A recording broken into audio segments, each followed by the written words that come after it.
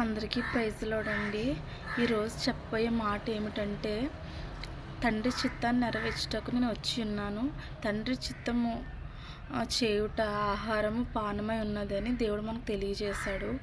కాబట్టి మనం ఎవరి చిత్తాన్ని ఎవరి ఇష్టాన్ని నెరవేరుస్తామో ఎవరి చిత్తాన్ని ఎవరి ఇష్టాన్ని నెరవేర్చుకుంటున్నాము అన్నది గ్రహించాలండి.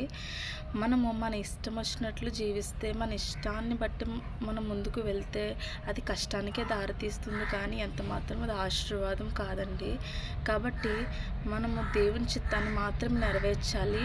దేవుని ఇష్టాన్ని నెరవేర్చే రీతిగా మనం ఎప్పుడైతే ఉంటామో ఆయన మనల్ని పరిపూర్ణులుగా తీర్చిదిద్దుతాడంటండి.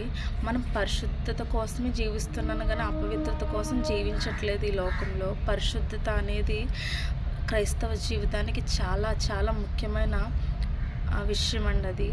కాబట్టి ప్రతి ఒక్కరూ దేవుని చిత్తాన్ని నెరవేర్చాలని, దేవుని ఇష్టానికి లోబడాలని, దేవుని యొక్క కృప కొరకు కనిపెట్టుకోవాలని నేను ఎంతగానో ప్రార్థిస్తున్నాను. కాబట్టి దేవుడు ఏదైతే మనకు చెప్తున్నాడో అది మాత్రమే మనము పాటిద్దాం. దేవుని చిత్తానికి లోబడదాం. ఆమేన్, ఆమేన్, ఆమేన్. ప్రైజ్ ది లార్డ్ అండి.